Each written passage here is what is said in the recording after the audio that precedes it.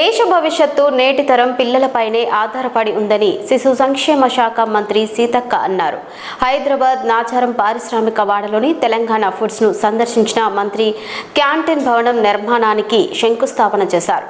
ఈ సందర్భంగా మాట్లాడిన ఆమె 1975లో మాజీ ప్రధాని ఇందిరాగాంధీ అంగన్వాడీ కేంద్రాల ద్వారా పిల్లల పోషకాహార కార్యక్రమానికి శ్రీకారం చుట్టారని గుర్తు చేశారు.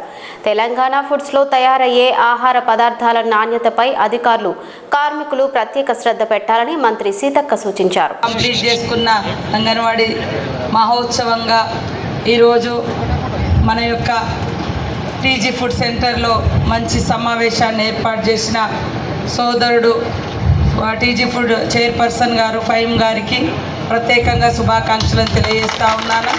అదేవిధంగా సభాధ్యక్షులు ఎండి చంద్రశేఖర్ రెడ్డి గారు, గౌరవనీయులు సోదరుడు పెద్దలు ఎమ్మెల్యే బండారు లక్ష్మారెడ్డి గారు, అదేవిధంగా సోదరిమణి గౌరవనీయురాలు మా నిర్మల జగ్గారెడ్డి గారు, అదేవిధంగా జనక్ ప్రసాద్ గారు వేజ్ బోర్డ్ చైర్పర్సన్ గారు, మరియు వేదిక మీద ఉన్నటువంటి మా సెక్రటరీ అనితా రామచంద్రన్ గారు, ప్రిన్సిపల్ సెక్రటరీ గారు, అదేవిధంగా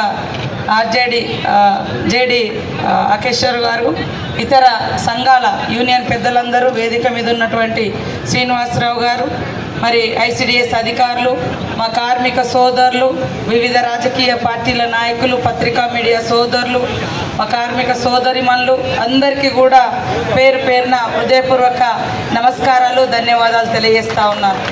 ఈ యొక్క అంగన్వాడీ వ్యవస్థ అనేది దాదాపుగా 50 సంవత్సరాల క్రితం మరి అమృత హస్తం, అందరి అమ్మ, పేదల కడుపు తడిమి చూసే తల్లిగా పేరుగాంచినటువంటి ఇందిరమ్మ చేతుల మీదుగా ఈ యొక్క అంగన్వాడీ సెంటర్స్ను 75లో మరి మొట్టమొదటిసారి ఈనాటి మన ముఖ్యమంత్రి గారు, ఆనాటి మరి తొలి ముఖ్యమంత్రి కూడా మహబూబ్నగర్ జిల్లా నుంచే బూరుగుల రామకృష్ణారావు గారు కూడా రావడం జరిగింది. ఈనాటి ముఖ్యమంత్రి గారు కూడా రేవంత్ రెడ్డి గారి జిల్లా నుంచి ఆనాడు 75లో పేద పిల్లల కడుపు నింపాలి అని, పేద పిల్లలు ఆకలితో అల్మటించవద్దని అంగన్వాడీ సెంటర్స్ను ప్రారంభించినటువంటి మహనీయురాలు, ఉక్కు మహిళ మరి స్వర్గీయ ఇందిరమ్మ గారు అని ఈ సందర్భంగా తెలియజేస్తూ ఉన్నాను.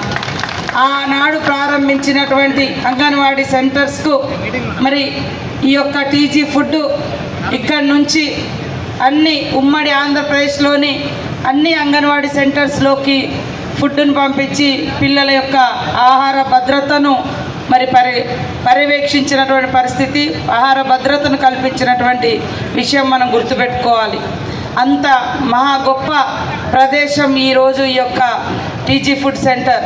ఇక్కడ పనిచేస్తున్నటువంటి కార్మికులకు అనేక రకాల సమస్యలు ఇంకా ఉండొచ్చు, కానీ మనం పెట్టే ఫుడ్డు బాలామృతం కానీ, బాలామృతం ప్లస్ కానీ, మరి ఇన్స్టెంట్గా రేపు నుంచి తొలి ముద్ద కానీ, ఇవన్నీ ఈ దేశ భవిష్యత్తు కోసం మన పిల్లల్ని బలంగా, వాళ్ళ బాల్యాన్ని బలంగా ఉండేందుకు సమాజము ఒక జనరేషను అనారోగ్యం పాలవుతుంది.